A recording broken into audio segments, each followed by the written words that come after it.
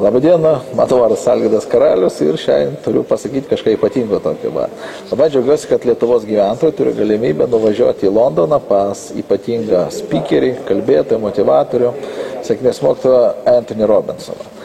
Aš asmeniškai per 20 metų aktyvaus dalyvavimo seminaruose turiu pasakyti, kad jeigu manęs paklaustų, kas yra numeris 1 pasaulyje šiuo metu, tai vienareikšmiškai pasakyčiau, kad yra Anthony Robbins. Ir pasakyčiau ne tik aš, bet ir visi tie, kurie dalyvavo, aktyviai dalyvavo. Ir žinau, kad šis seminaras tikrai ne visiems. O iš ką noriu perspėti? Noriu perspėti tos, kuriam tikrai neapsimoka važiuoti. Aš galvoju, tie žmonės, kurie iš tikrųjų mano, kad jau viską žino apie pasaulį, apie sėkmę, apie visus kitus dalykus, jeigu jūs jau viską žinot, jums pats laikas sėdėti prie televizoriaus. Gal tenais kažką naujo sužinos.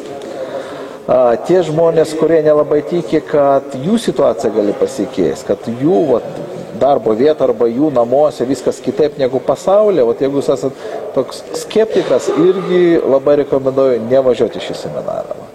Bet jeigu jūs norite iš tikrųjų pamatyti, kas dedasi pasaulyje, išgirsti žmogaus, kuris iš tikrųjų treniruoja pačius kiečiausius pasaulyje, žmonės, prezidentus, aktorius, sportininkus.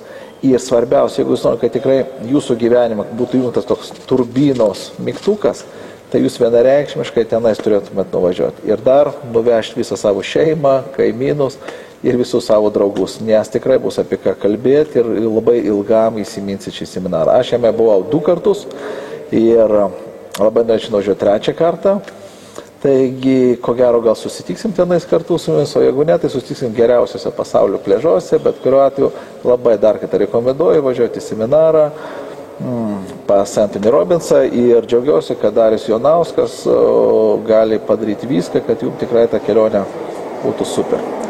Tai dar kartą visiems sėkmės ir susitiksim.